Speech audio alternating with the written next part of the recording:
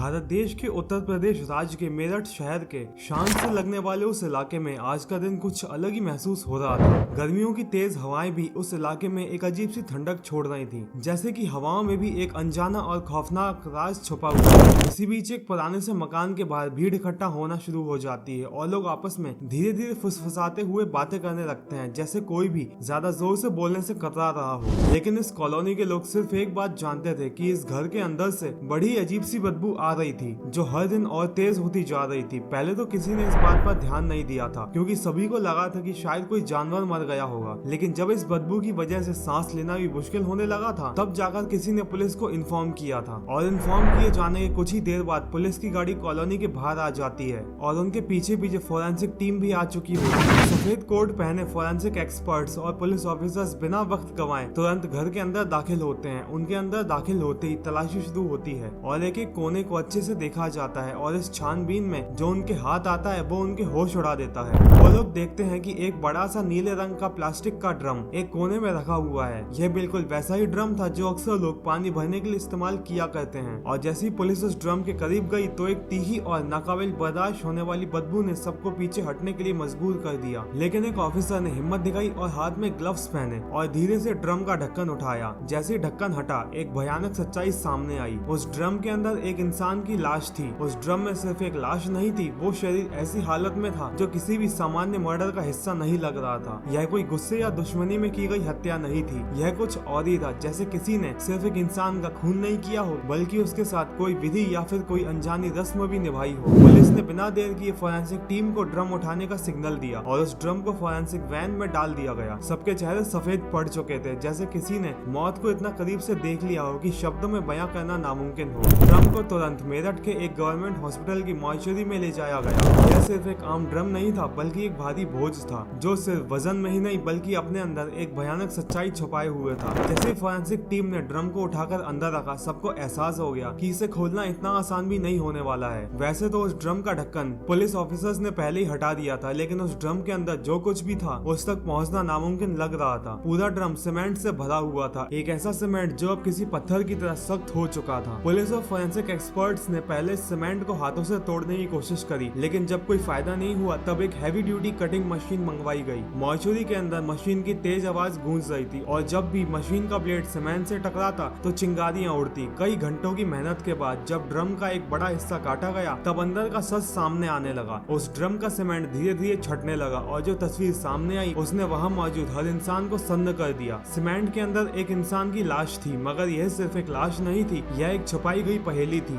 एक ऐसे इंसान की लाश जिसे जानबूझकर सीमेंट में दफनाया गया था। शव की हालत इतनी खौफनाक थी कि पहचानना भी मुश्किल हो रहा था। चेहरा पूरी तरह बिगड़ चुका था, हाथ पैर शरीर से अलग किए जा चुके थे और शरीर पर गहरे निशान बने हुए थे, जैसे मौत सिर्फ एक पल में नहीं बल्कि धीरे धीरे दी गई। इस भयानक मंजर को देखकर उस कमरे में मौजूद सभी लोग कांप चुके थे और उस कमरे में सिर्फ एक भयानक सन्नाटा था। इसके बाद उस लाश को धीरे से सीमेंट के टुकड़ों से अलग किया गया और फोरेंसिक टीम ने सब कुछ रिकॉर्ड करना शुरू कर दिया। और जब सीमेंट के बीच में से एक इंसान की कटी फटी लाश निकली तो वहां मौजूद हर शख्स की सांसें एक पल के लिए थम सी।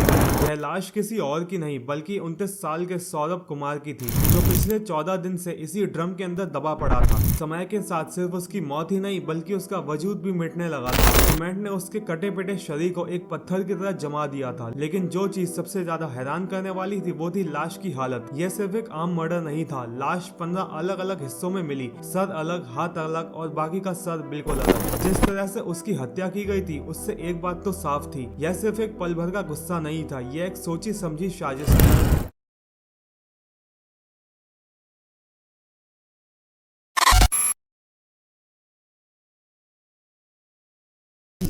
कहानी की शुरुआत तब होती है जब सन 2016 में मेरठ की एक छोटी सी गली में हुई एक मुलाकात ने एक नए रिश्ते की नींव रखी थी। सौरभ कुमार और मुस्कान रस्तोगी की यह मुलाकात सिर्फ एक आम दोस्ती जैसी थी, लेकिन धीरे धीरे यह प्यार में बदल गई। दोनों ने सपने सजाए, एक साथ जीने की कस्में खाई और फिर शादी कर ली। शादी के बाद सौरभ 6 महीने के लिए लंदन चला गया, लेकिन इसके बाद भी उसका इंडिया आना जाना लगा रहा। इस दौरान मुस्कान अकेली रह गई और शुरुआत में उसने इस दूरी को सिर्फ वक्त का एक हिस्सा समझा। उसने सोचा कि यह बस एक फेज देश है जो बीत जाएगा, लेकिन वक्त के साथ उसकी तन्हाई बढ़ती गई। जब घर में एक नन्ही सी जान आई तब भी सौरभ की दूरी कम नहीं हुई। वो ज्यादातर लंदन में रहता और मुस्कान मेरठ में। इस तन्हाई भरे वक्त में उसकी मुलाकात साहिल शुक्ला से हुई। साहिल उसी मोहल्ले का रहने वाला लड़का था, एक नॉर्मल लड़का जो पहले सिर्फ एक पड़ोसी था, फिर एक दोस्त बना और फिर वो रिश्ता एक नए मोड़ पर पहुंच गया। पहले मुस्कान और साहिल सिर्फ कैजुअली बातें करते, एक दूसरे से अपनी फीलिंग शेयर करते। मुस्कान अपने अकेलेपन की बातें उससे शेयर करती और साहिल उसे दिलासा देता। यह दोस्ती कब एक गहरे रिश्ते में बदल गई इसका किसी को एहसास तक नहीं हुआ। साहिल अब अक्सर मुस्कान के घर आने लगा। वो दोनों साथ बैठकर शराब पीते, रात भर बातें करते और मुस्कान अपनी अलग दुनिया में जीने लगी। उसके लिए यह रिश्ता सिर्फ एक दोस्ती तक नहीं बल्कि कुछ और ही बन चुका था। यह रिश्ता मुस्कान के लिए उस बंधन से आजादी था जो सिर्फ शादी के नाम पर निभाया जा रहा था। लेकिन जो चीज एक छुपी हुई सच्चाई थी वो धीरे धीरे समाज के सामने आने लगी थी। साहिल जब रात रात भर मुस्कान के घर में रहने लगा तो पूरे मोहल्ले में यह बात फैलने लगी और अब यह बात सिर्फ एक अफवाह नहीं बल्कि एक ऐसी सच्चाई बन चुकी थी जो किसी भी दिन सौरभ के सामने आ सकती थी। एक पत्नी जो तन्हाई में किसी और के करीब आ चुकी थी, एक पति जो अब भी झूठ के भरोसे इस रिश्ते को जिंदा समझ रहा था और एक तीसरा इंसान जो इस कहानी का सबसे बड़ा हिस्सा बनने वाला था। सन 2021 में जब सौरभ लंदन से वापस आया तो उसके सपनों का महल एक पल में बिखर गया। जिस घर को उसने अपना सुकून समझा था वही अब एक अजीब सी बेचैनी से भरने लग गया था। उसके मोहल्ले के लोगों ने बिना किसी झिझक के उसे बता दिया था कि उसकी पत्नी मुस्कान और पड़ोसी साहिल के बीच जो रिश्ता था वो सिर्फ दोस्ती तक सीमित नहीं था। पहले तो सौरभ को इस बात पर विश्वास नहीं हुआ, लेकिन जब उसने मुस्कान और साहिल के चैट्स देखे तब उसका हर भरोसा टूट गया। वो पागलों की तरह उन मैसेजेस को पढ़ता गया, एक एक शब्द उसके दिल में नया जख्म दे रहा था। मुस्कान ने सिर्फ उसे धोखा नहीं दिया था बल्कि उसका पूरा वजूद हिलाकर रख दिया था। और सीधी सी बात है, कौन आदमी अपनी पत्नी की बेवफाई बर्दाश्त कर सकता था। अब उस घर में झगड़े रोज का मामला बन गए थे। सौरभ ने मुस्कान से जवाब मांगा लेकिन मुस्कान के पास कोई जवाब नहीं था, सिर्फ इल्जाम और बहाने थे। बात डिवोर्स तक पहुंच गई। सौरभ ने तय कर लिया था कि अब वो इस रिश्ते को और नहीं खींचेगा क्योंकि वो मुस्कान को उसकी चाहत के साथ छोड़ देना चाहता था। लेकिन तभी एक और मोड़ आया। लंदन ने फिर से उसे बुला लिया। उसे दोबारा वहां जाना पड़ा और रिश्तों की यह डोर अधूरी लटकती रह गई। सन 2023 तक वो लंदन में ही रहा, लेकिन 2025 में उसकी वापसी होने वाली थी। लेकिन उसे क्या पता था कि इस बार की वापसी उसके जीने की नहीं मरने की तैयारी बनने वाली थी। जिस दिन उसकी फ्लाइट का टिकट काटा गया उसी दिन मुस्कान ने एक भयानक सोच अपने दिमाग में बैठा ली। उसने फैसला कर लिया था कि वो सौरभ की कहानी यही खत्म कर देगी क्योंकि वो नहीं चाहती थी कि सौरभ लंदन से लौटकर अपनी जिंदगी का एक नया अध्याय शुरू करे। उसके लिए यह डिवोर्स या सेपरेशन का मामला नहीं बचा था, यह एक समस्या बन चुका था जिसे सिर्फ एक ही तरीके से सुलझाया जा सकता था, सौरभ की मौत। 25 फरवरी 2025 के दिन मुस्कान का बर्थडे था। उसने सोचा कि यह दिन सिर्फ उसकी जिंदगी का एक नया साल नहीं होगा बल्कि सौरभ की जिंदगी का अंतिम दिन भी बनेगा। यह बर्थडे सिर्फ केक काटने का नहीं, एक जिंदगी काटने का दिन होने वाला था। लेकिन उसका प्लान फेल हो गया। सौरभ उस दिन बच गया। शायद किस्मत ने उसे एक मौका दिया था, लेकिन वो नहीं जानता था कि मौत अभी भी उसका इंतजार कर रही थी।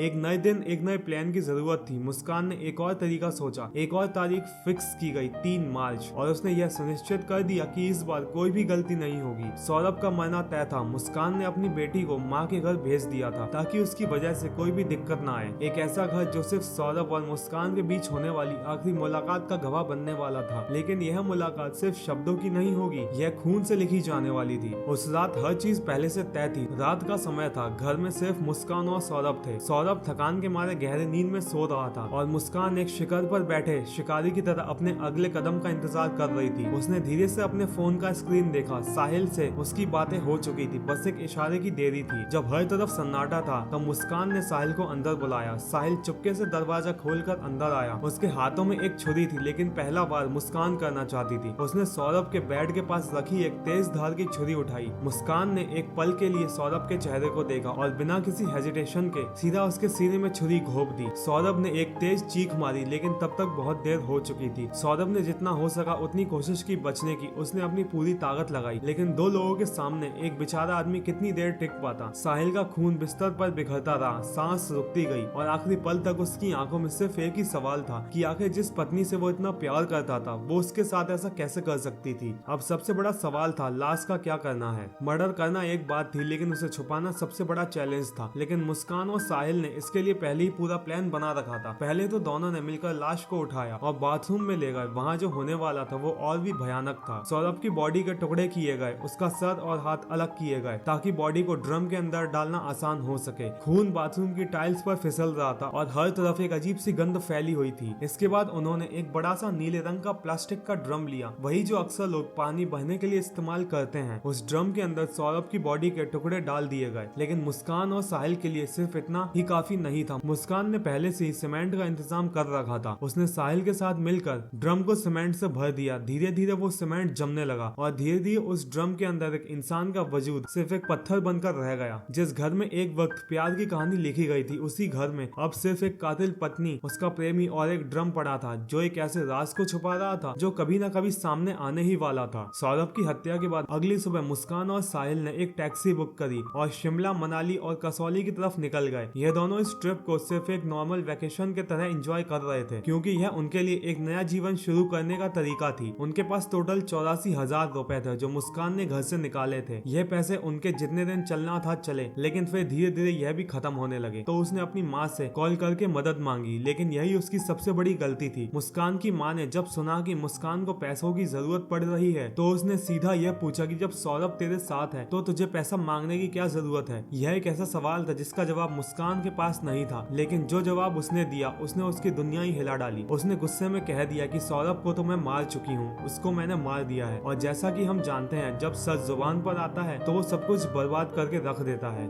यह शब्द सुनकर मुस्कान की माँ एक पल के लिए भी नहीं रुकी। उसने तुरंत पुलिस को इन्फॉर्म किया। पुलिस ने बिना देर किए मुस्कान के घर पर रेड मारी। 18 मार्च को पुलिस ने उसी घर के एक कोने में रखा वो नीले रंग का प्लास्टिक का ड्रम देखा, जो मुस्कान और साहिल की सबसे बड़ी गलती बन चुका था। ड्रम इतना भारी था कि बिना किसी शक के पुलिस ने उसे फॉरेंसिक वैन में डाल दिया, और जब उसे काटा गया तब अंदर से सिर्फ एक ही चीज मिली, सीमेंट के अंदर दबी हुई एक इंसान की कटी फटी लाश, जो पिछले 14 दिन से इसी ड्रम में दबी हुई थी और इंसाफ का इंतजार कर रही थी। पुलिस ने बिना किसी देरी के मुस्कान और साहिल को गिरफ्तार कर लिया। साहिल एक अंधविश्वासी था। उसका विश्वास था कि वो अपनी माँ की आत्मा से बात कर सकता था, और उसकी माँ की आत्मा ने उससे कहा था कि अगर उसने सौरभ को मार दिया तो मुस्कान उसकी हो जाएगी। यह एक ऐसी सोच थी जो सिर्फ एक मर्डर का प्लान नहीं थी, बल्कि एक मानसिक रोग की मिसाल थी। जब साहिल के कमरे की छानबीन की गई तो उसके कमरे में ऐसी बहुत सी चीजें मिली जिससे यह साफ हो रहा था कि वह किसी तांत्रिक से तो कम बिल्कुल नहीं था, और इसी अंधविश्वास की भेंट सौरभ चढ़ चुका था। मुस्कान और साहिल ने अपने प्यार के जोश में आकर सौरभ की हत्या तो कर दी, लेकिन आज वह दोनों सलाखों के पीछे अपनी सजा का इंतजार कर रहे हैं, और शायद उनकी पूरी जिंदगी इस तरह सलाखों के पीछे कटने वाली थी। यह कहानी सिर्फ एक शादी के टूटने की नहीं, बल्कि एक ऐसे प्यार की थी जो शुरू हुआ तो अच्छा लगा, लेकिन खत्म एक खूनी साजिश के साथ हुआ। एक ऐसी साजिश जिसमें एक इंसान ने अपने प्यार की रक्षा करने के लिए दूसरे की जान ले ली, लेकिन आखिर में खुद भी एक मौत से भी बुरी जिंदगी जीने के लिए मजबूर हो गया। खैर, जिसे जाना था वह जा चुका था। जिन्हें सजा मिलनी थी उन्हें तो कानून सजा दे ही देगा, लेकिन इस देश और दुनिया में ना जाने ऐसे कितने ही दयनीय अपराध होते रहते हैं। और अगर आप इन सभी अपराधों के बारे में जानना चाहते हैं तो हमारे परिवार का हिस्सा बनना मत भूलिएगा। और आज के लिए बस इतना ही। और अगर आपको वीडियो थोड़ा सा भी पसंद आया हो तो फॉर्मेलिटीज पूरी करना मत भूलिएगा। And thanks for watching this video.